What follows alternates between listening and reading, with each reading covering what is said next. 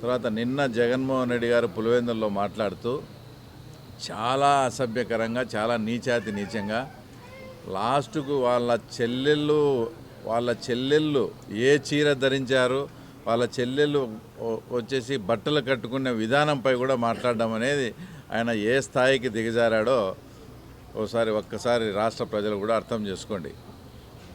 అసలు ఈ ప్రకారము పచ్చ చీర కట్టుకున్న వాళ్ళంతా కూడా ఆ రకంగా ఆయన మాట్లాడితే మీరు ఇంటికి వెళ్ళి భారతమ్మ గారి వార్డ్రోబ్ చెక్ చేయండి. ఆమెకు అసలు పచ్చ చీరలు కానీ పచ్చ డ్రెస్సులు ఉన్నాయా లేదా అని ఒకసారి జగన్మోహన్ రెడ్డిని చెక్ చేసుకో. అనేక సందర్భాల్లో కూడా భారతమ్మ గారు పచ్చ డ్రెస్ వేసుకొని తర్వాత ఉన్న ఫోటోలు కూడా ఉన్నాయి. అంటే దాని అర్థం ఏంది అంటే ఏది కన్వీనియంట్గా ఉండి ఆ సందర్భానికి ఏది ఇదైతే ఆ రకంగా మాట్లాడడం కరెక్ట్ కాదు. ఒకవేళ మీరు నిజంగా వార్డ్రోబ్ చెక్ చేసుకొని పచ్చ చీరలు ఉంటే అవన్నీ కూడా ఇంటి బయటికి గెంటేస్తారా మరి మీరు?